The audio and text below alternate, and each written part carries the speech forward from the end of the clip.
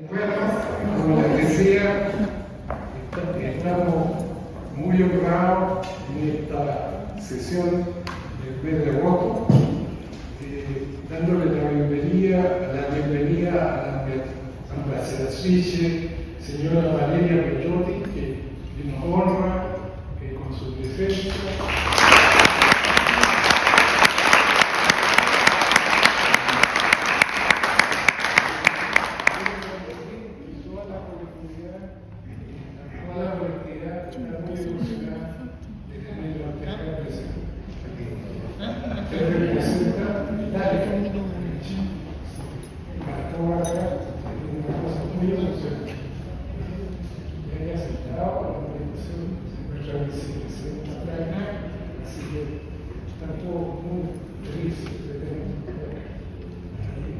Vemos que dentro de su trabajo, porque cada embajador tiene sus cualidades, características, usted ha sido muy participativo con la comunidad chilena.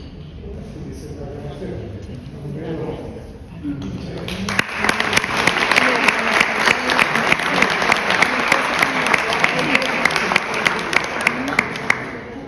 Sin más, vamos a proceder normalmente después de la cena, presentamos a Giorgio, que tenemos el honor de tener una charla de astronomía, de astrofísica, y que los babilonios fueron los primeros que se dedicaron a mirar el cielo. Pero ellos tenían una cualidad, no veían las cosas en decimal, sino en 2 decimales. Por eso el horóscopo tiene 12, y nosotros tenemos ahora con 12 meses, todo eso viene de la astronomía. Y lo que usan ustedes todos los días. Los 60 minutos, los 60 segundos, viene todo, y es porque ellos usaron en cada, usaban 12.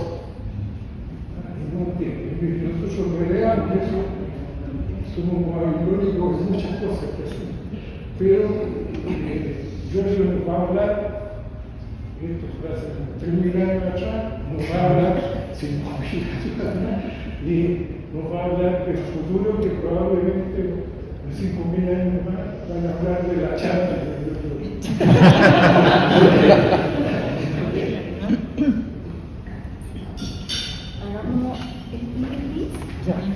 ¿Te parece? Sí. Bueno, brindemos como siempre por Chile e Italia, unidos en su descendencia. Muy bien.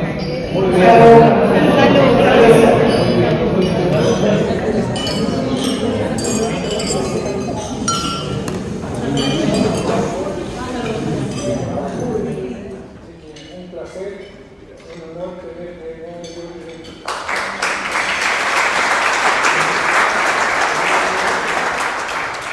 Gracias. Se escucha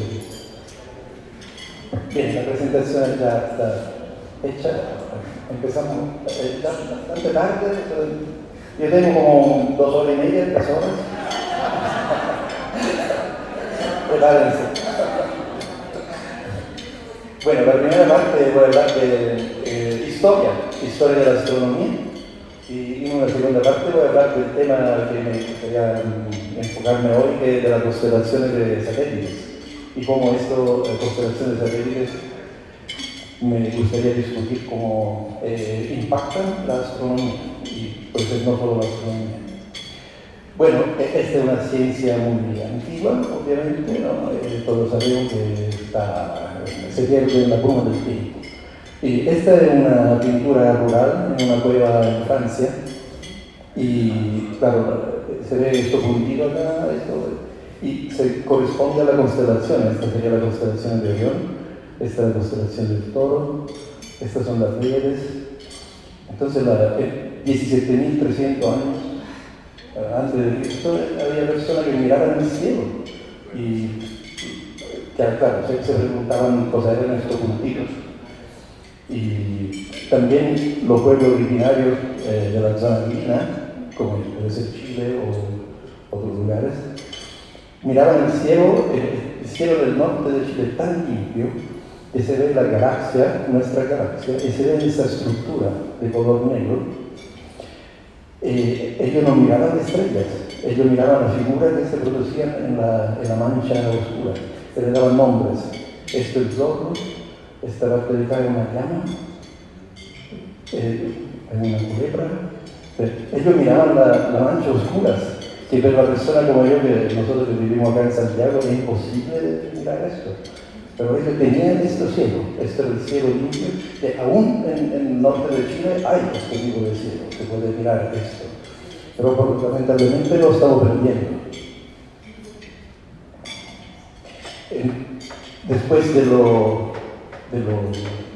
17.000 años atrás, pasamos a algo un poquito más reciente, 190 años antes de Cristo, el primer astrónomo, Hiparco de Nicea, que se dedicaba a mirar las estrellas y empezó a hacer catálogos, hizo mucho cálculo, era matemático, estadístico, calculó la precesión de los equinoccios, hizo un catálogo de 850 estrellas.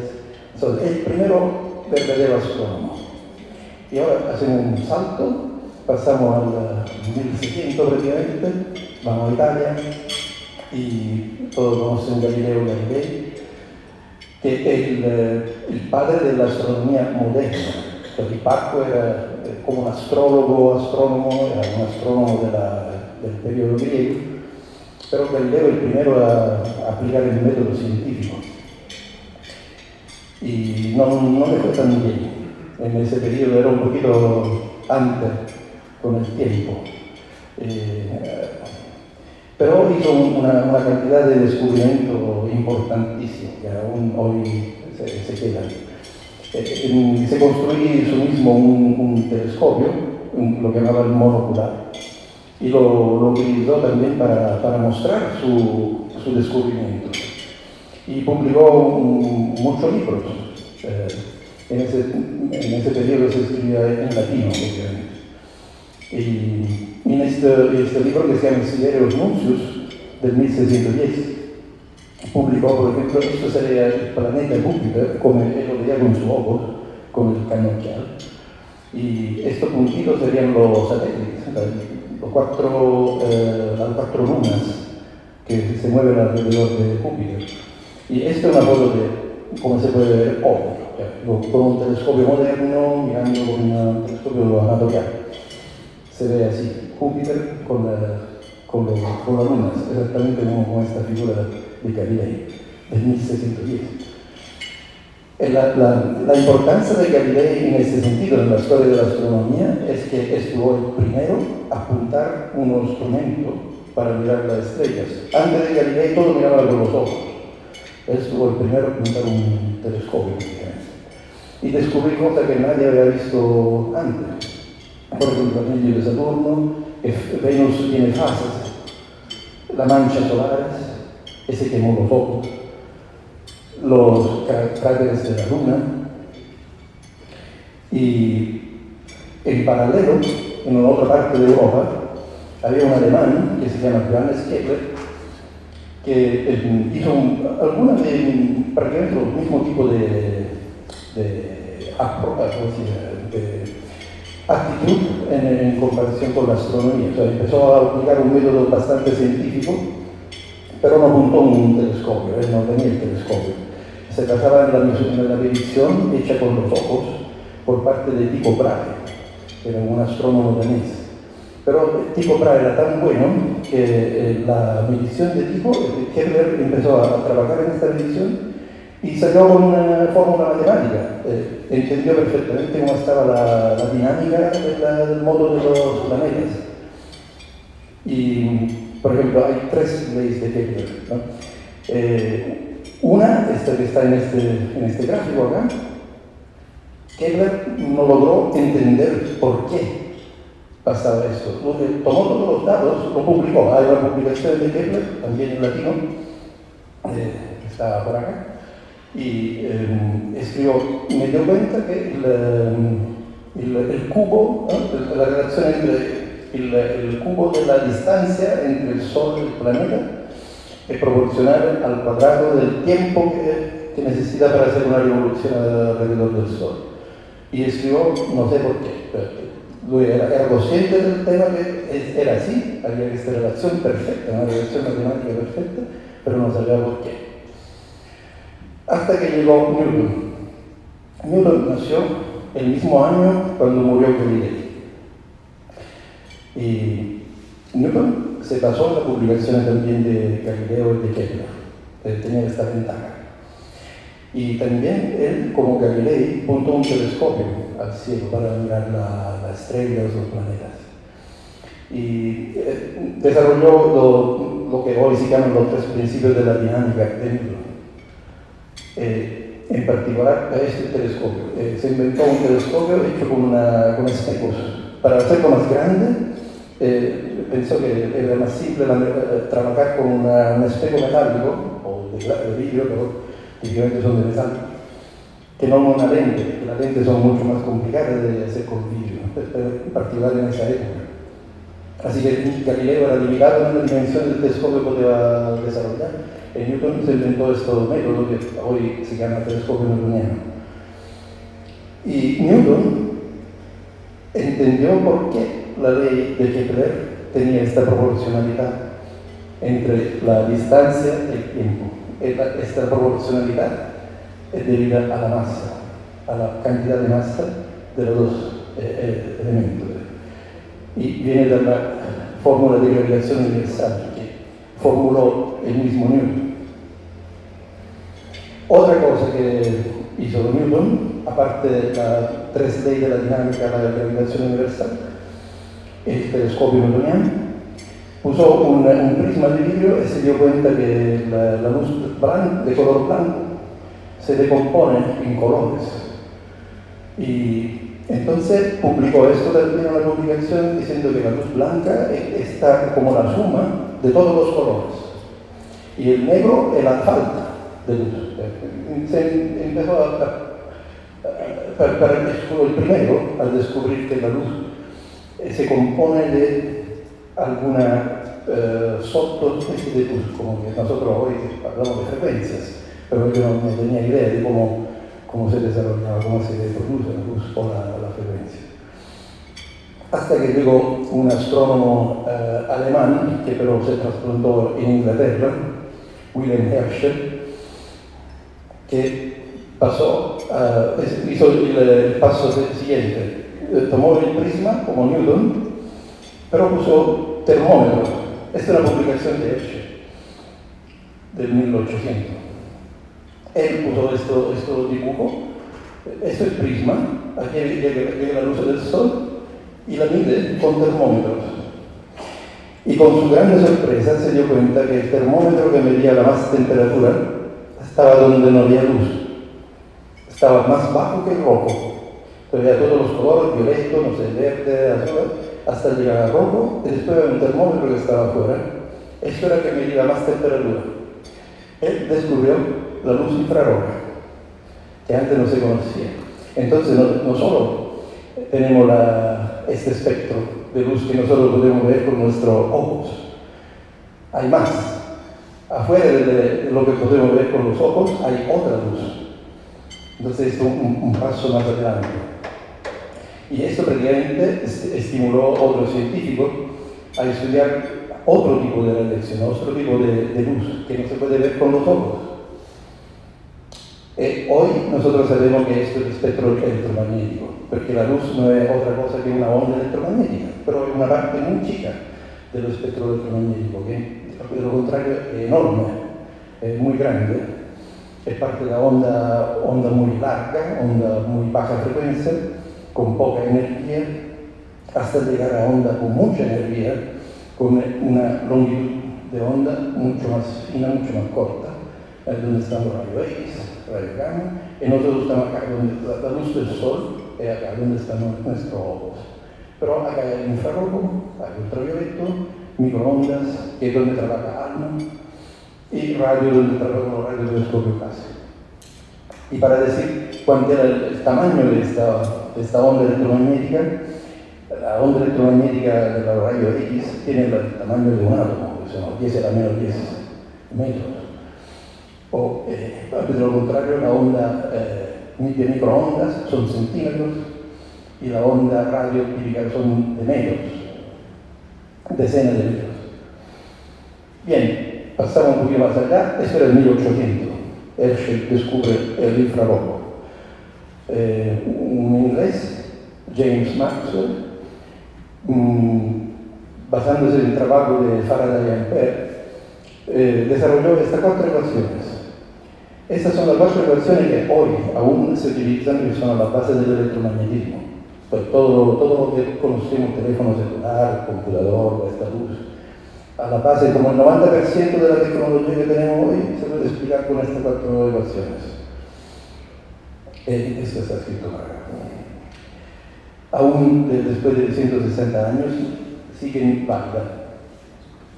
Y a partir de estas 4 ecuaciones, el mismo Faraday desarrolló una teoría que él la llamó la teoría dinámica del campo electromagnético. Y así empezó el descubrimiento de las ondas electromagnéticas. Pero Maxwell mismo no se dio cuenta bien que estas ondas electromagnéticas existían en la realidad. Para Maxwell era solo una solución de las 4 ecuaciones. No tenía bien claro qué significaba esto. Era un campo, se dio cuenta que el campo eléctrico cuando se mueve automáticamente produce un campo magnético ortogonal que tiene que estar tan correlado las dos cosas. Estuvo el físico alemán Heinrich Hertz, un poquito de tiempo después, estamos casi llegando al 1900, que Heinrich Hertz era un tipo bastante extravagante. Tenía un taller mecánico, trabajaba con sus manos, producía cosas. Ese produjo una antena, un transmisor, como el primer ingeniero electrónico. Y por otro lado un receptor, con una antena que recibía este señal. Ese transmitía onda electromagnética por un lado. Y entonces estuvo Heinrich Hertz el primero al descubrir que la onda electromagnética se transmite en el espacio. Y esto automáticamente se pensó de utilizarlo en forma práctica, porque si se puede transmitir onda, automáticamente se puede comunicar. Llegó Guglielmo Marconi, estamos ya al final del 1800, Guglielmo Marconi, italiano, de Bolonia, físico también él, y empezó a trabajar en la idea de Hertz. De verdad, trabajaba en Bolonia con un físico que se llama Ricci, que era discípulo de Hertz, había trabajado junto con Hertz, entonces tenía como información directa, tenía todo, cómo se puede construir cosas. Guglielmo Marconi también era un inventor. Y construyó el primer telégrafo sin hilos, o sea, el telégrafo por radio. Comunicó entre Francia e Inglaterra, después comunicó entre Argentina y Londres, empezó a hacer transmisiones radio. ¿Y cuál es la importancia de esto con la astronomía? ¿Por qué estoy hablando de esto? Porque por la intención de producir algo que puede ser útil, ¿no? Como la comunicación entre distintos continentes, automáticamente ellos empezaron a construir transmisores y receptores. Tenía que producir antenas, tenía que producir un receptor que era muy bien hecho, muy sensible para escuchar este señal que venía del otro lado del planeta. Y esto, claro, ha una importancia por la astronomía. Hasta que exactamente llegó un ingeniero físico, ingeniero estadounidense, Karl Jansky, que por casualidad entró a trabajar en la Bell Laboratories, el laboratorio Bell, en Estados Unidos, porque ellos construían este tipo de radio, o sea, comunicación entre un lugar al otro en Estados Unidos, o sea, entre New York y Los Ángeles, por radio. Había antenas grandes que eran hechas con hilos, era muy grande esta antena, que está de un tamaño de 30 metros, por un lado al otro.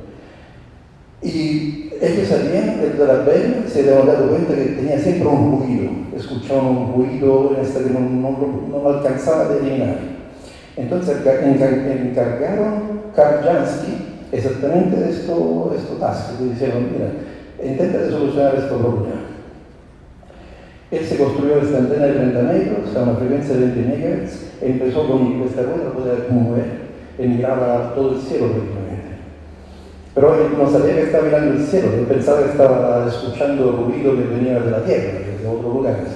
Hasta que, comparando las observaciones con mapas astronómicos, en el 1932, se dio cuenta que estaba mirando la radiación que venía del centro de la galaxia. Estaba escuchando el sonido del agujero negro que está al centro de nuestra galaxia. No sabía del agujero negro, pero estaba midiendo esta señal. Y así nació la radioastronomía. Esta era la primera parte, hablando de la historia de la astronomía. Tiene un sentido porque tengo que llegar a un punto.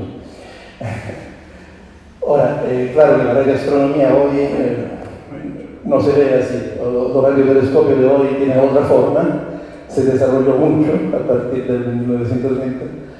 Y, por ejemplo, esta es una imagen que muestra todos los telescopios, son los 8 telescopios que participaron al network de Event Horizon Telescope, que produjo la primera imagen del agujero negro en la galaxia en el 87.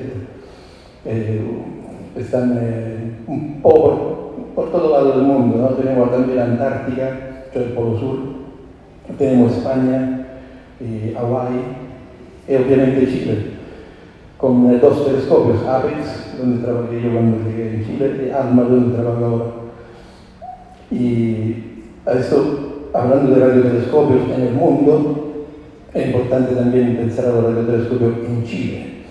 En Chile tenemos no solamente APEX y ALMA, tenemos muchos más telescopios, pero todos estos radiotelescopios se encuentran en el mismo lugar, prácticamente, en el llano de Chanantoro a 5.000 metros de altura en Los Andes, en la parte frente acá donde está esa estrellita de color rojo. Un poquito afuera de San Pedro de Atacama. Acá está mi oficina, yo trabajo acá. Esto es un selfie, no podía mancar. Pero el selfie no es para mostrar las antenas de ALMA. Y bueno, obviamente, esto era para la radioastronomía, digamos la radioastronomía, Kapjansky, los telescopios modernos, y también los telescopios ópticos no se ven como los telescopios de Galileo o de Newton. Si mantiene más o menos el mismo concepto, el concepto de Newton está más o menos por acá. Los telescopios son hechos con espejos. Ahora, los telescopios grandes no son con lentes, son todos con espejos. Así, el mismo concepto que tenía Newton. Pero los espejos son enormes. Estos son 8.2 metros de diámetro. Este es un camión que transporta un espejo del VLT en Cerro Paraná. Y este otro telescopio, tiene como 2 ojos. Se llama Large Binocular Telescope, está en Estados Unidos, en Arizona. Estoy mencionando esto porque no es totalmente de Estados Unidos, esto es una gran participación de los observadores de Arcetri, Firenze, Italia. Y bueno, ¿cómo?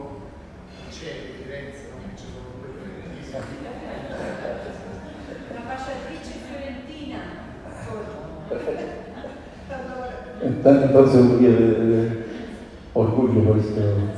Este es el proyecto de Franco Pacini, no sé si es el famoso astrónomo de Firenze, que trabajó con los observadores de Arcetri por mucho.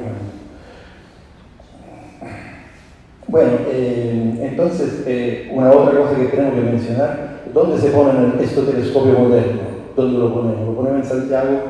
No, porque no se ve la luna, así. Se ponen en lugares donde se puede ver el cielo, porque el cielo al final es un recurso, un recurso de la humanidad también, es decir, que a todos, como era el hombre primitivo de 17.000 años atrás. Y afortunadamente aún tenemos lugares donde se puede mirar el cielo así, el cielo profundo.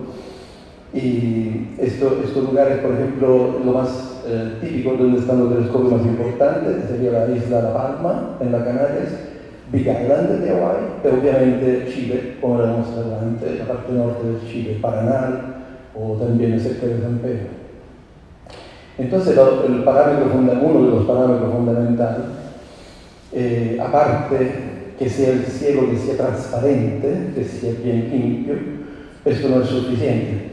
Es importante que sea bien conservado, que no hay luz, que no hay contaminación lumínica cerca. Por eso, por ejemplo, la isla de La Palma, la isla Canaria, está prohibida por ley. Hay una ley que impide de poner luces. Frente a la noche se apaga todo, apagan la luz, está totalmente oscuro la isla de La Palma. Esto es pensarlo porque es una buena ley, yo creo, para proteger la posibilidad de nosotros, de la persona normal, no solamente los astrónomos profesionales, de mirar las estrellas, como lo hacían los antiguos en el norte de Chile, ¿no? Los incas, que miraban esta nebulosa oscura que se estalla la Yacán, que se estalla en el centro galáctico. Nosotros lo perdimos. Viviendo acá, mayormente cuando vive en el área no se ve eso. Lo perdimos. Bueno, otro dato bastante importante, ahora volviendo a Chile, no hablamos de La Palma, no hablamos de Hawái, hablamos de Chile, se concentra el 50% de la capacidad de observación astronómica del mundo. O sea, en todo el mundo, el 100%, o sea, el 50% está fuera de Chile, el otro 50% está en Chile. Tenemos proyectos grandes, no solamente ALMA, que es un proyecto bastante importante, pero tenemos otro proyecto que viene de afuera. Uno es eso, son todo en el futuro. El Belarus lo están construyendo, el Magellan ya está, pero no está operativo, y lo están construyendo. Esos son los proyectos que van a ser el proyecto líder de los próximos 10 años. Eso encuentran en Cerro Patrón, en Cerro Las Campanas y en Cerro Amazonas. O sea, esto son solamente 3 ejemplos, hay más, aparte de ALMA, esto, pero el 50% de la capacidad observativa de astronomía está en Chile. Esto es debido no solamente a que el cielo es transparente, no solamente porque el cielo está preservado, porque no hay contaminación lumínica o radiofrecuencia por la radioastronomía, sino también porque Chile, a los proyectos grandes, garantiza infraestructura, aeropuertos, autopistas, internet con ancho de banda, toda una serie de infraestructura que no hay en otros países que son parecidos. Creo que había decir, me faltó de poner Namibia, por ejemplo. Namibia también tiene montaña muy alta, no tiene contaminación lumínica, tiene un cielo espectacular, pero no tiene infraestructura. Entonces no se va a poner un proyecto de este tamaño en Namibia. O proyecto ALMA, por ejemplo, puede decir por experiencia que se encuentra a 5.000 metros, toda la antena que vimos, pero si se llega con el camión o con el auto, hay un camino que llega a 5.000 metros. Yo trabajé entre Italia y Suiza en un observatorio que se encuentra a la Testa Grigia, la Tolosa.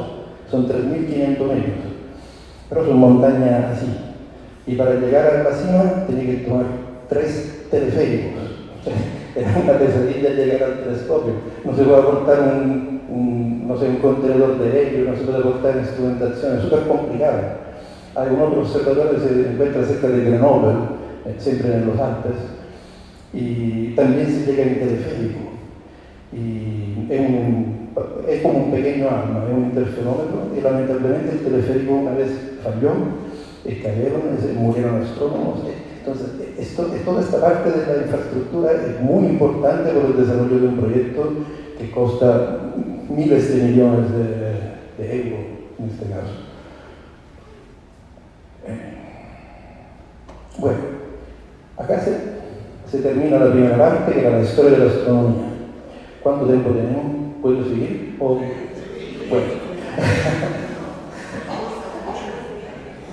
Porque ahora viene la segunda parte que dura como 2 horas y media.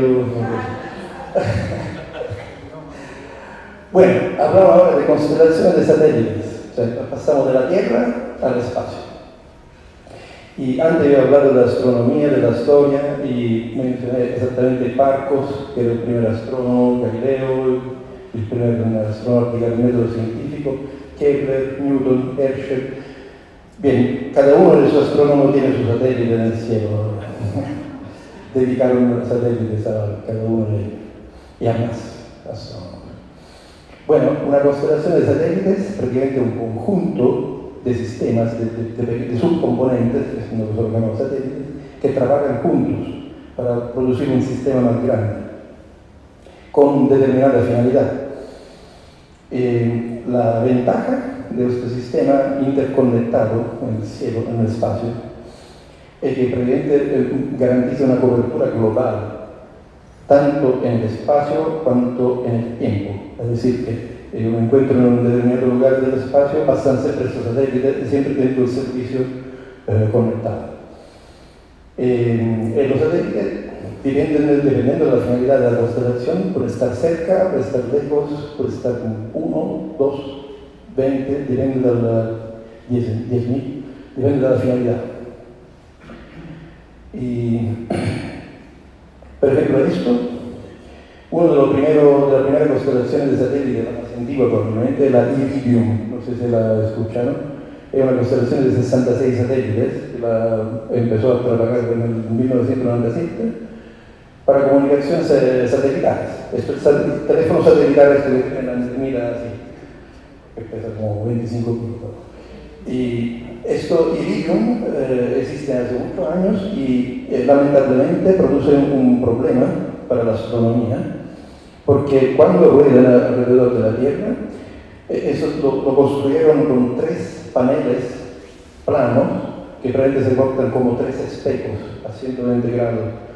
Entonces, cuando rueda alrededor de la Tierra, hay siempre un ángulo donde refleja la luz del Sol directamente en la Tierra. Entonces, si uno está observando con un telescopio de 8 metros, se puede dañar el equipo. Entonces uno tiene que saber cuándo va a ser satélite, poner el telescopio por otro lado. Estamos acostumbrados a eso. La magnitud es impresionante, llega a menos 8, cuando por ejemplo la magnitud típica de Venus es menos 4. Esto es lo número negativo, más negativo significa más luminoso. Entonces como mucho más luminoso de 4. No es lineal, no es doble eso, porque es una escala logarítmica. Bueno, otra constelación de satélite que todos conocemos porque lo utilizamos todo el tiempo, la tenemos en el celular, el GPS, Global Positioning System, o el equivalente GLONASS, son otros 24 satélites, o Galileo europeo, 30 satélites, Beidou chino, 44 satélites, Navik de línea 7, esto no puedo pronunciar, con 7 satélites. Entonces el sistema de globalización por satélite es compuesto de 143 satélites.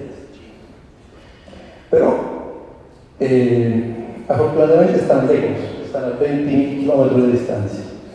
Entonces esto es un problema secundario, porque son muy lejos, entonces no disturba mucho. Y ¿se recuerdan haber hablado de la ley de Kepler? Porque estoy hablando de la distancia, no digo, estos satélites a 20.000 kilómetros no son tan un problema. ¿Por qué? Porque como la ley de Kepler nos dice que si el satélite está más lejos, se mueve más lento, necesita más tiempo para hacer su órbita. De lo contrario, esto se puede utilizar al revés. Entonces, si yo quiero un satélite que esté siempre presente, que pasa muy rápido alrededor para mandarme el señal al celular o para poder hablar, tengo que ponerlo muy cerca. Más cerca significa que va a ser más rápido. El más rápido significa que el servicio va a ser más poderoso, más eficiente. Por ejemplo, los satélites geoestacionarios, los satélites que están fijos, que son en síncrono con el movimiento de la Tierra, están aún más lejos, son casi a 36.000 kilómetros. ¿Esto por qué? Porque a esa distancia hacen una ronda en 24 horas, exactamente como la Tierra. Entonces están mirando siempre al mismo punto. Pongo mi satélite de DirecTV, siempre miro el satélite, porque puede junto con la Tierra. Pero para transmisiones, por ejemplo, celulares, para transmisiones de datos internet, esto no es bueno, porque es mejor que se hay muchos satélites, que la transmisión va a ser mucho más eficiente. Entonces lo que se inventaron es de poner los satélites en órbita baja. Órbita baja significa por debajo de 2.000 kilómetros. Esto de pago de 2.000 kilómetros se mueve mucho más rápido. Y si yo pongo cientos o miles de esos satélites en órbita baja, yo pretendo estoy produciendo como una red completa de servicio por todo el mundo, porque va a ser utilizable en cualquier punto del mundo, en cualquier instante del tiempo. Entonces lo que pasa es que la mayoría de las nuevas constelaciones tienen los satélites a menos de 600 kilómetros de la Tierra. Esta es una órbita muy baja. Y para hacer una comparación, la International Space Station, la Estación Orbital Espacial, se encuentra a 400 kilómetros, hace muchos años, y hace una ronda completa en 93 minutos. Esto da la idea de cuánto va rápido. 93 minutos, 1 hora y media, hace la ronda completa alrededor de la Tierra. Para dar una idea un poquito más precisa de cómo funciona, esta es la Tierra. Si la Tierra mide 1 metro, en realidad mide 12.740 kilómetros de diámetro. Estos son 500 kilómetros. Son 4 centímetros encima de 1 metro. Es muy poco. Estamos de verdad encima de la atmósfera de la Tierra. Acá estamos poniendo miles y miles de satélites. Y de verdad no lo ponemos tampoco a 500 kilómetros. La mayoría de estos satélites se encuentran entre 400 y 600 kilómetros, pero la mayoría están en 400, 360, aún más bajo. Entonces se está produciendo este network de satélites exactamente encima de la atmósfera. Efectivamente, esto de la atmósfera también es un problema para la aeronáutica. Estos satélites hacen como fricción en la atmósfera, que puede ser un problema para la dinámica del movimiento de los satélites. Bueno, yo personalmente considero que este tipo de desarrollo es muy bueno, muy eficiente, lo necesitamos todos, que hace parte del progreso. Pero yo creo que perdimos un poquito el control de la situación, porque esto son datos de hoy. Lo he sacado de la página de Jonathan McDowell, que es un astrónomo que diariamente hace el cálculo de todos los satélites que están en esta constelación. Y él hace una distinción entre la constelación de satélite grande y la mega constelación. La grande tiene menos de 1.000 satélites. Y las mega constelaciones tienen más que 1.000 satélites. Y cuando uno mira estos números, es impresionante, porque solamente las grandes constelaciones ya tienen 2.347 satélites en órbita, la están rodeando. Son un total de 44 constelaciones. En las metaconstelaciones, en este momento tenemos 6 operativas, pero están planeando un total de 18 y van a poner 543.811 satélites. Esto claro que se perdió un poquito el control de la situación, porque esto no es sostenible.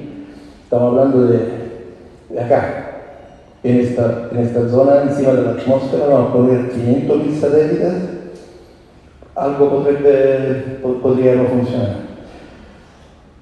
Bueno, hoy ya tenemos 7.658 satélites de constelaciones. Eso están planificados. Entonces, ¿qué vamos a hacer? ¿Lo digamos así o mejor pensamos cómo se puede solucionar? Porque esto va a ser un problema. Y no solamente por la astronomía, claro que va a ser un problema grave para la astronomía, pero por otra cosa también. Bueno, ese es el principio de funcionamiento de cómo funciona la constelación satelital. Los satélites entre ellos se comunican, ellos hablan entre un satélite y el otro, pero hablan también con antenas que hacen uplink y downlink de datos, por ejemplo, como uno tiene que pensar como el dato de internet, cuando uno descarga un file. Eso todo el tiempo transmiten datos entre una estación en la Tierra que se llama Gateway Station. La Gateway Station obviamente conectada a una central en Internet, donde están todos los datos con fibra óptica, toda una infraestructura. Y los satélites entre ellos hablan. Por ejemplo, los satélites de Starlink y Generation 2 tienen láser, hablan entre ellos con una comunicación láser en el espacio. Y por ejemplo, este dibujo muestra que si por caso, por casualidad, un satélite no puede comunicar con una Gateway Station, porque por ejemplo hay una nube, comunica con otro satélite, y con otro satélite comunica con la otra Gateway Station. Entonces están siempre conectados. Recibe los datos y lo manda a mí, el usuario que estoy en mi casa, que necesita el señal de Internet, y también yo mando mi señal al satélite, el satélite lo transmite a Tierra. Así funciona. Entonces tenemos cuatro tipos distintos de comunicación. Son dos que van de la Tierra al satélite y dos que vienen del satélite a la Tierra. Y son dos que van al gateway, o sea, a la antena de la estación central, y dos que van al usuario final, in uplink y downlink. Ahora, los dos que van desde la Tierra al espacio, para nosotros no hay problema, para nosotros astrónomos, porque van en esa dirección. Pero estos dos que vienen del espacio a la Tierra entran en los radiotelescopios. Entonces esto va a ser un problema. Ahí tengo una tabla donde están todas las frecuencias de estas 6 constelaciones satelitales que son las que están en operaciones hoy. Estas están operativas. Y se ve, por ejemplo, esta frecuencia está en la banda 1 de ALMA, esta frecuencia está en la banda 2 de ALMA, son en la parte roja, estas son en downlink, entran en la antena de ALMA. Esto va a ser un problema de radiointerferencia. Esta sería Starlink Generation 1, Starlink Generation 2, OneWeb, otra constelación de satélite. Y miren los números, estos son 4.408, Today 3.800. Starlink Generation 2 son casi 30.000 satélites, OneWeb 6.300. Continuamos. Amazon Kuiper 7.700. Afortunadamente no entra en ALMA. Kepler no entra en ALMA, son chiquitos. Space Mobile tiene el Blue Orchid 3, que está totalmente en ALMA banda 1 como frecuencia. Están planeando 243 satélites. Ahora, esto, Blue Orchid 3, tiene una diferencia en comparación con los otros. No sé si se dan cuenta. Estas frecuencias son todo en el rango de 20-30 GHz, entre 10 y 30 GHz. Esta no. Estos satélites, el futuro. Realmente, este tipo de constelación satelital no necesita un dispositivo espacial particular. Pero si yo voy a hacer un contrato con Starlink, para recibir la señal de Starlink necesito comprarme una antena de Starlink. Esto no. Esto funciona con mi teléfono celular. Yo compro un teléfono en la tienda, lo prendo y comunico con estos satélites. Ahora me dice cómo puede ser por dos razones. La primera es que está muy cerca. Como decía antes, están a 300, no sé si están los kilómetros, no está escrito como está 300, menos de 400 kilómetros de distancia. No es tan lejos. 400 kilómetros de distancia con un teléfono se puede transmitir. La potencia es suficiente. No tiene que comprar un dispositivo especial. Un teléfono celular es suficiente. ¿Esto por qué? Por el segundo motivo. Uno, la distancia. El segundo motivo es porque tiene una antena enorme. Esta es la antena son 64 metros cuadrados. Esto es prototipo. Ya está en el cielo a partir de noviembre de 2022. Se ve brillante como una estrella de primera magnitud. Este es un problema obviamente para la astronomía. Pero no solamente para la astronomía, como decía antes, es un problema para todos. Porque cuando tú pones una antena de 64 metros cuadrados en el espacio, cualquier partícula, cualquier tornillo que está en el espacio que puede romperlo, produce una cascada de fragmentos, cascada de partículas. que van a chocar contra otro satélite que se rompe, producir otro fragmento, que van a ser como miliarmente, exponencialmente, se llena el espacio de basura espacial. Entonces esto no es solamente un problema para la contaminación lumínica, pero también un problema porque puede perjudicar la existencia misma de la tecnología en el espacio. Y me faltó de mencionar que los 243 que está planeado, este es el prototipo, este es chico. Los otros, bueno, los 243 van a ser del doble, que debe ser la superficie que es el doble de esta. No sé por qué lo autorizan, pero es así. Bueno, ahora no sé qué hora es. ¿Se quieren seguir o nos firmamos acá? Porque tengo una parte ahora de serie de discusión, de evaluar los aspectos no solamente, como decía, astronómicos, del impacto de la constelación satelital en la astronomía, pero en la vida de todos los días. Pero creo que es bastante suficientemente tarde. Podemos hacer, por ejemplo, que me hacen preguntas, si quieren, y yo eventualmente voy hablando de algunos datos específicos. Buena pregunta. ¿Quién autoriza los satélites? Tengo una slide exactamente. Bueno, la mayoría de los satélites que tenemos hoy en órbita, por ejemplo, lo que estaba mencionando antes, son esto. ¿Dónde están? Esto, Starlink, OneWeb, Amazon, Kepler, canadiense. Pero todo lo otro, estos son todos de Estados Unidos. Y lo autoriza Allora, ellos son de Estados Unidos, son empresas estadounidenses. Por ejemplo, este es Blue Walker Free, está en Texas, Houston, Texas. Y ellos hacen application a la FCC. La FCC es el ente regulador de Estados Unidos, que sería el equivalente de Subter en Chile. Y ellos hacen una propuesta, dice quiero poner estos satélites en el órbita por el servicio que puede ser a Houston, o como le puede decir en Estados Unidos. Y el ente regulador de Estados Unidos dice, sí, es muy útil, esto necesitamos estos satélites, por favor, sigue. Dan la autorización al interior del Estados Unidos. Entonces, está entre el ente regulador estadounidense y la empresa estadounidense. Y pues proponen en órbita y el presidente contamina en todo el mundo. ¿Por qué pasa esto? Porque hay un vacío legal, o sea, no hay una regulamentación internacional que está a paso con el tiempo. Este tipo de tecnología se desarrolló muy rápidamente y también hay que ponerlo al revés. O sea, estas empresas, por una cuestión lucrativa, por una cuestión de lucro, están acelerando mucho para poner lo más satélites que pueden ahora, antes que llegue a una regulamentación legal que pueda impedirlo. Están haciendo todo lo posible para poner miles de satélites ahora, antes que lo bloqueen. Que lo impide. Por eso decía, tengo una slide de... a ver, esto es otra cosa.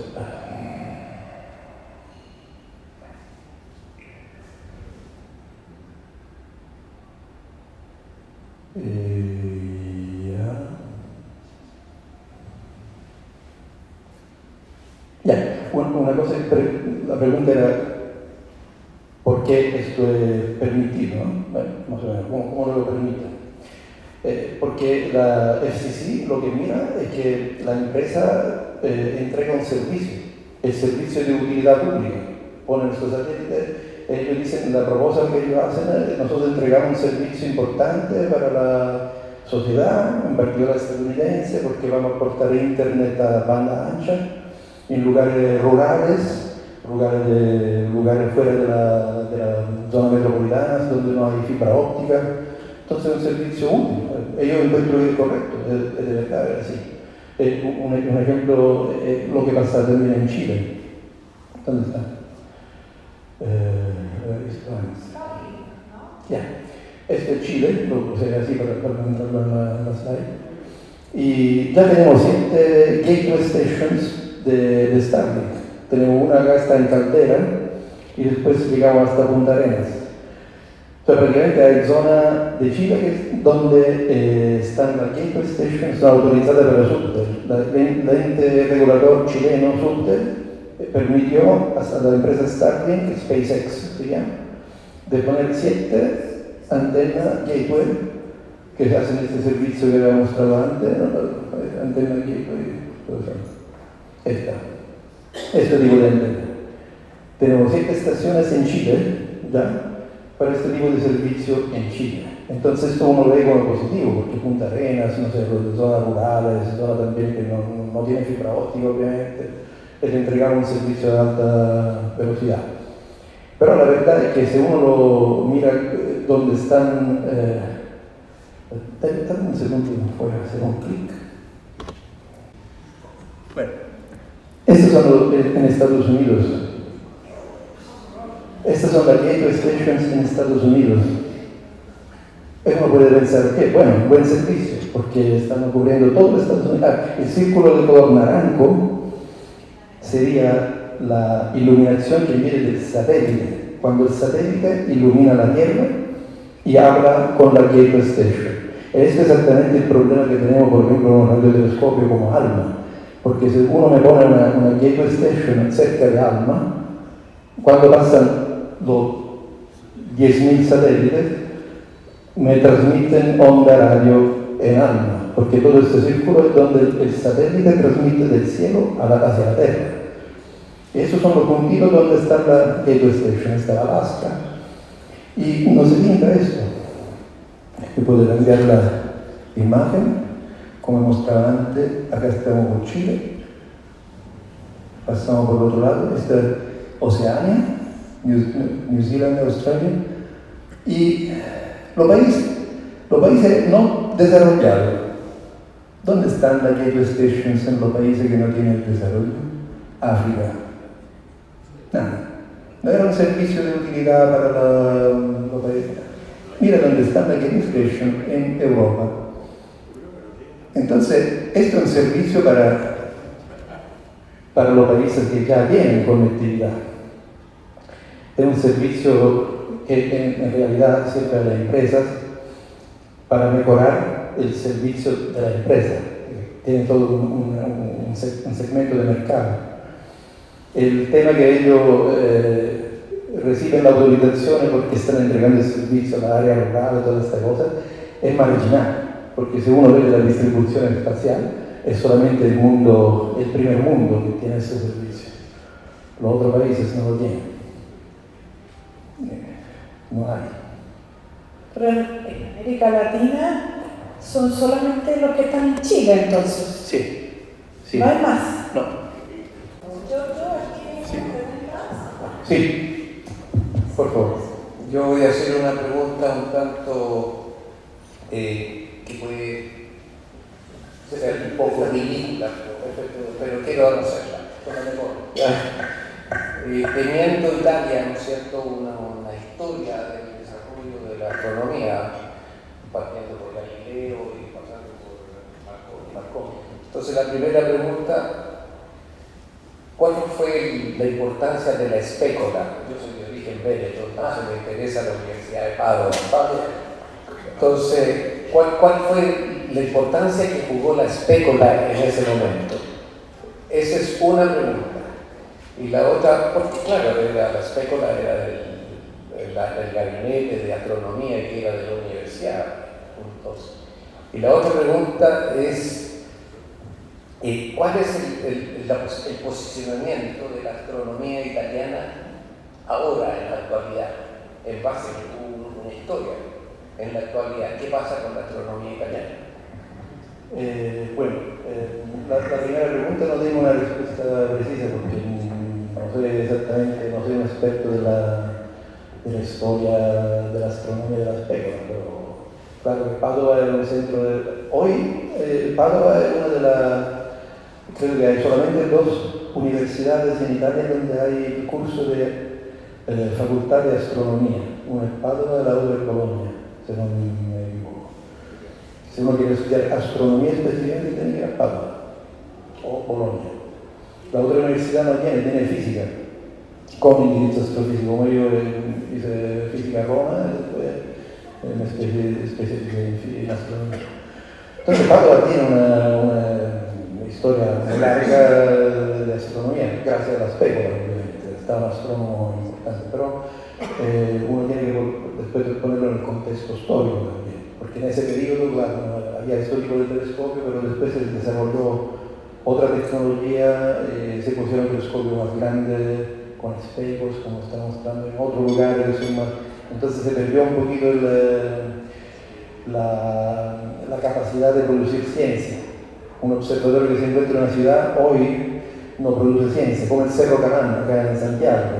Es limitado, es más por la divulgación, ¿no? para que los estudiantes aprendan, para la didáctica es importante. Tiene que estar en una ciudad grande un observatorio histórico, pero no hace ciencia, tiene otra finalidad. Es un museo ahora. Es casi como un museo, sí, pero no tiene una valencia didáctica, ¿no? Sirve para aprender.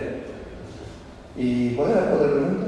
¿Cuál es el posicionamiento de la Sí. italiana? Bueno, Astrónomo sí. La astronomía italiana, bueno, hay dos entidades en Europa, están muy europeizadas, digamos, ponemos así. Todo el Instituto de Investigación Científica Italiana ahora están en un network europeo de un tipo o otro. Por ejemplo, los físicos que hacen física de la partícula, física nuclear, están en el CERN, ¿no? En Italia tenemos el Instituto Nacional de Física Nuclear, pero hay uno de los institutos europeos que trabajan en el CERN, mundial, ¿verdad? Hay un poco de todo. Y lo mismo con el Instituto Nacional de Astrofísica, INAF, que tiene la sede en Bologna, que tenemos un telescopio de 70 metros en Sardini, 75 metros, Sardini Radio Telescope, pero trabaja en un network europeo, the European VLBI Network, por ejemplo, no trabaja solo. Y la valencia de los científicos italianos es que la universidad italiana, porque tiene una historia, tiene buenos profesores, aporta mucho a nivel europeo y también mundial. Por ejemplo, en Alma también tenemos bastante italianos, o la ESO, que es otra entidad europea, ¿no? Que conecta personas de Alemania, no sé, Francia, España, italianos, y hay un gran número de italianos. Ivo Saviane, el director del Observatorio de la Silla, italianísimo. Y Gianni Marconi trabaja conmigo en Alma, él trabaja con Paraná, tenemos un número de italianos. ¿Había otra pregunta por acá? ¿Perdón? Sí, una pregunta técnica. Recién mostraste una imagen de cómo iluminar la satélite hasta estaciones terrestres. Esa es la Claro. Pero eso de que África y estas zonas subdesarrolladas también están siendo iluminadas, porque estos satélites no son geoestacionarios, ¿no? Sí y no. El problema es que el satélite está, claro, pero puede tener conexiones entre satélites, tiene este network entre satélites, pero típicamente el network está tra un satélite e il satellite neighboring, il next. Pero están en movimiento. Sí, pero son pocos kilómetros, estamos hablando de 100 kilómetros, no sé cuántos. El satélite llega a África y no hay una gateway station. No tiene conexión con la Tierra, no tiene conexión, entonces no puede transmitir datos, es totalmente inútil. Y toda esta parte del mundo donde no hay gateway stations, el servicio no está. Pero no ilumina la... El satélite pasa, claro, pasa todo el tiempo. Ahora sí produce un problema de reflejo de luz solar. Sí. Con la altura. Sí. Porque todavía en Chile ya se observa esta famosa cuncuna, digamos, que pasan varios satélites. Sí. Y Camila, por lo menos la astronomía óptica, ya es un problema. Sí, exactamente de eso estaba hablando. Puedo mostrar una slide. Este es un artículo que publicamos, eso de los autores, lo publicamos en Nature, acerca de mediciones que hicimos de este satélite Blue Orchid 3. Estos son los días a partir del momento cuando desplegaron esta antena de 64 metros cuadrados Y acá, disculpa, estos son los días, cuando lo portaron en órbita, pero estaba cerrado. Y después, a 60 días, después de 2 meses, abrieron la antena de 64 metros cuadrados. Y acá empiezan esta medición. Estas son mediciones ópticas. Es un telescopio óptico de tierra. Cada color corresponde a un telescopio distinto. Son telescopios la mayoría en Chile, pero también en Estados Unidos. Y colectamos toda esta información. Esta de color verde es la que se llama curva de luz. Realmente uno hace un modelo de cómo cambió la iluminación que proviene de este satélite. Y la cosa preocupante es que llega encima del número 1, la magnitud 1 es la estrella Antares, o no sé, la estrella Vega. Estamos hablando de una de las 15 estrellas más luminosas de todo el cielo. Entonces va a ser, estos satélites cuando pasan las 16 estrellas más luminosas del cielo. Es un satélite, lo pusimos nosotros en órbita. Eso está mal, claro. Y le van a construir 270 de eso. Más grande de esto. Ahora, en la parte de la radioastronomía, por lo que yo puedo ver ahí, está afectando a las bandas del espectro electromagnético que se usa en la radioastronomía. ¿La radioastronomía? Sí. Sí. Sí. Tengo también esto. Ahora, una pregunta. Sí. Así como la astronomía visual, por ejemplo, en Santiago de Chile se puede hacer astronomía visual, entre paréntesis, usando filtros, por decir, las bandas específicas, H-alfa, H-beta, oxígeno chess, por ejemplo, y tú puedes trabajar, digamos, no es igual que un cielo puro como en el caso de Atacama, pero en el caso de la radioastronomía, este ancho de banda te afecta para todos los estudios. ¿Podrías filtrar también, no? Sí, se filtra. Por ejemplo, este es un ejemplo de lo que pasa acá en Chile. Esos son los radiotelescopios que tenemos a 5.000 metros cerca de Alma. Hay Alma y otro radiotelescopio. Esos son los satélites que están transmitiendo, ¿no? Esta es la transmisión de los satélites, ¿no? Estos son los telescopios que miran. Y estas son las bandas de frecuencia. En este caso, nosotros aún no estamos desarrollando ninguna herramienta para filtrar. Pero, ¿por qué?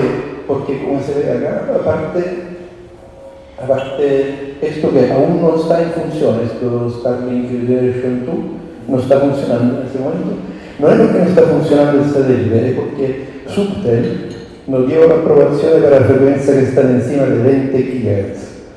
Y nosotros trabajamos a partir de 35 GHz. Entonces, hasta que Subtel nos garantiza frecuencia encima de 35 GHz, nosotros estamos bien. Estamos protegidos. Pero ellos lo tienen planeado esta frecuencia. Entonces, un día esto va a pasar, pero aún no está.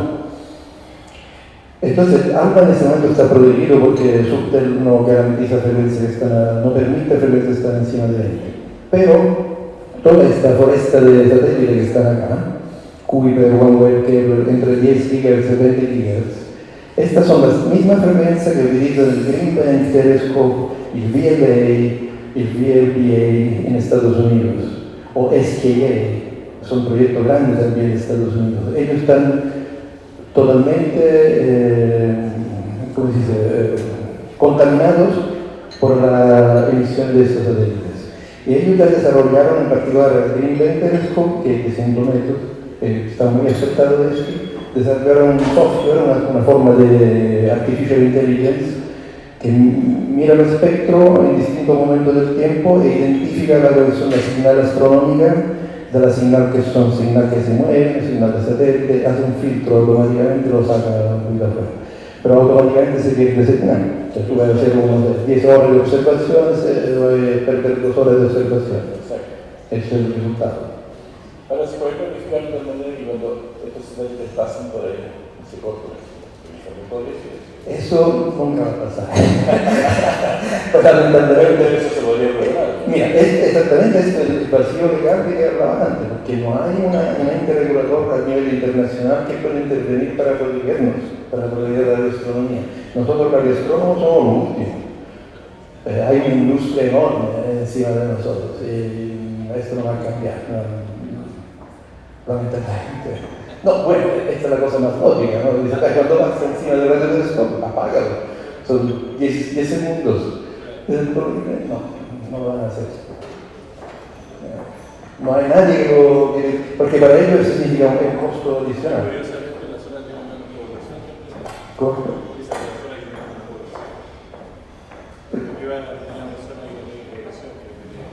Exactamente, claro, no tiene sentido. Pero para ello un costo adicional, poner un software nuevo, no sé, mantener un sistema de que aprender, no lo van a hacer. Si no, uno no pregunta una ley para hacerlo, no lo van a hacer.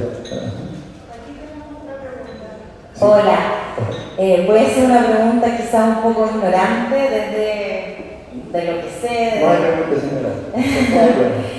Primero, ¿cómo puede llegar un satélite al universo? ¿Ya? ¿Y cómo permanece en él? Bueno, buena pregunta en el sentido que, claro, porque no permanece, cae. A veces pasa que cae también, sí, depende de la... Sí. La idea es que se mueven muy rápido, como mostraba antes, como hacen los dos que están en órbita baja, hacen una revolución en 90 minutos, 1 hora y media. Eso sí que van muy rápido, muy rápido. Entonces por eso no caen, porque se mueven muy rápidamente. Si van más rápido, de verdad se pierde, pero van afuera. Frente a la velocidad angular que queda alrededor de la Tierra, le permite de contrabalanzar la gravitación que lo activa, que intenta desbloquear. De verdad, la órbita uno la puede interpretar como un objeto que está cayendo al infinito, que nunca cae. Está cayendo, pero no cae. Se pierde un poquito de velocidad, empieza a hacer una espiral y cae. Se va más rápido, la espiral va hacia afuera y se pierde. Entonces hay como un número bien preciso de velocidad y volvimos a las ecuaciones de Kepler. Estos números se calculan con la ecuación de Kepler, que dice que la distancia entre los dos objetos, ¿no? Porque están relacionados con la gravitación universal que descubrió Newton. La relación de Kepler dice que por una determinada distancia tiene que estar a una determinada velocidad angular. Si está menos, cae. Si está más rápido, se pierde. Hay un número exactamente preciso para tener en órbita. Ahora, los satélites, todos, tienen pequeños cohetes, como spray, pequeños cohetes en todo lugar, que le permite hacer un ajuste fino. El satélite lo cortan en el espacio, esta era tu primera pregunta, ¿cómo lo cortan en el espacio? Lo ponen en un cohete grande, por ejemplo, los de Starlink son una vez al mes, parte un cohete en el porta 64 en una vez. Llega el cohete arriba, abre, salen 64 satélites, que son estos trenes que estaba hablando de él, que se ve como una línea de satélites, uno después del otro. Porque cuando sale del cohete, aún no está en órbita. Entonces siguen un movimiento para ponerse en órbita. Están todos juntos, son 64 puntitos. Hasta que se ponen en órbita, después se ponen a rodear, pero cada uno por su dirección. ¿Y cómo lo mueven? Lo mueven con estos pequeños sprays que le permite actuadores, se llaman, que le permite de rodearlo, de ponerlo de otra forma, de cambiar de órbita, de ponerlo más arriba, más abajo, lo ajustan todo el tiempo. Ahora, el problema es que los satélites tienen todo este tipo de herramientas, ¿no? Tienen la capacidad de comunicar. Los satélites comunican a la base que está en tierra, dicen encuentro en este punto, el operador que está en tierra lo puede mover más arriba, más abajo, más rápido, más lento, puede hacer una serie de ajustes. A veces cuando son malos, lo frenan, así que caen, y se queman en la atmósfera. Lo borran prácticamente, cuando no lo puede seguir más. Ahora, esto lamentablemente no se puede hacer con residuos de cohetes. Cuando llega el cohete, en particular los cohetes que se lanzaron antes del 2018 o 2019, eran todos sin recuperar, no se podían reciclar. Se mandaba el cohete, salían los satélites y el cohete se quedaba así, como un trozo de basura. De verdad son trozos de basura, son pero de metal. Y no tienen electrónica, no tienen capacidad de comunicar con la base, no tienen estos actuadores, no se puede cambiar de órbita. Solamente se puede monitorear con radares, se sabe dónde están, y a veces caen, a veces se vierten, y a veces chocan. Y nadie puede controlarlo. Esto es un peligro, porque no están fuera de control. Lo podemos monitorear, pero no podemos controlar. El problema es que este tipo de residuos espaciales están superando el número de 5.000. Son muchos. Creo que tengo unas slides de esto. Ya. Exactamente dice, esto es una imagen pictorial, pero le dice que toda esta sería basura, ¿no? La Tierra está rodeada de basura. Esto es de la European Space Agency, de la ESA. Ellos están haciendo un cálculo de cuánto de estos escombros están, y esto también es un tema muy importante. Entonces, no solamente el número de satélites, que es peligroso con problemas, pero también el número de trozos de cohetes. Para mandar un satélite hay que mandar un cohete. Y aparte de SpaceX es la única empresa que se inventó un sistema de un cohete que derriba y después vuelve, lo reciclan. No lo hacen por la bandera, lo hacen porque recuperan el valor. Y lo que pasa es que toda esta cantidad de basura, cuando se encuentra enfrente al Sol, está la Tierra, ¿no? El Sol está detrás. Ellos dejaron un telescopio del Paraná, por ejemplo, o ELT de 30 metros. Quiero mirar el cielo y no lo puedo mirar porque hay como o sea, lo puedo mirar, pero tengo que mirarlo a través de una nube de basura espacial. Esta nube de basura espacial refleja la luz del Sol. Y previamente lo que está pasando es que se seguimos de este paso. La Yacana, esta constelación que era de la nube oscura que miraban los incas, nunca más la vamos a ver, porque se pierde, se van a ser cubiertas de la luz que viene emitida de la basura espacial, y nunca más van a ver el centro galáctico. Por favor. Hola. Muchas gracias por la excelente presentación. Y con estos datos de las nubes, de tantos satélites, ¿cómo afecta esto al clima?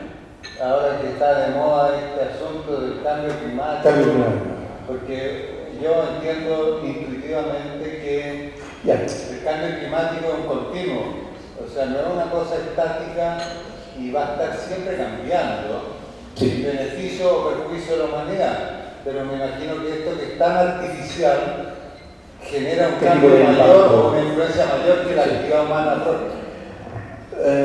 Esta es la actividad humana también. Pero entender lo que dice la actividad humana, lo que se dice, ¿no?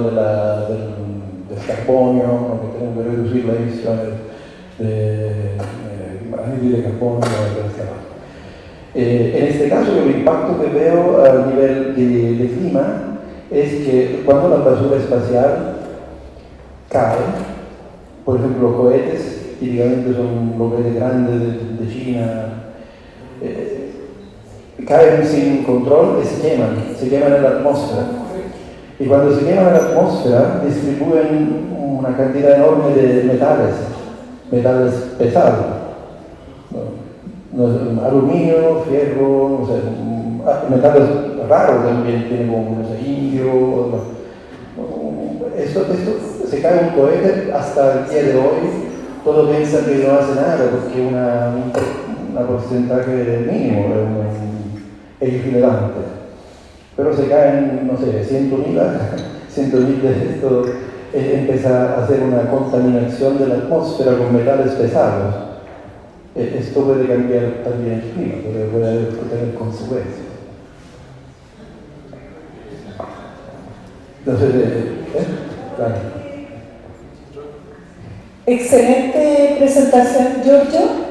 Vamos a tener que dejarlo hasta acá. Muy agradecidos por esta excelente presentación.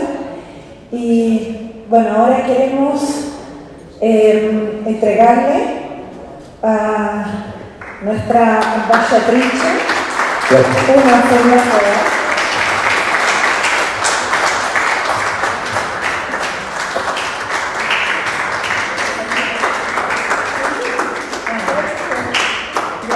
Muchas gracias a todas y todos. Fue un verdadero placer estar aquí con ustedes y agradezco mucho la invitación y agradezco la presentación que fue muy interesante y he aprendido muchas cosas y espero que nos vamos a ver muy pronto.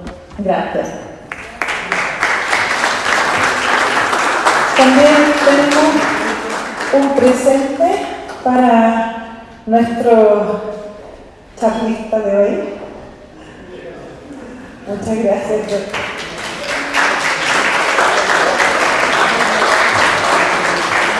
Y bueno, no sé si todos recibieron el limoncello. Es para brindar por los 87 años de nuestro círculo, desde el año 1936. ¿Sí, Gineto? ¿Me equivoco? ¿Está bien? Salud.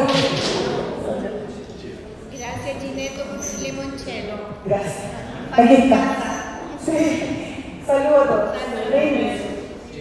Chin, chin.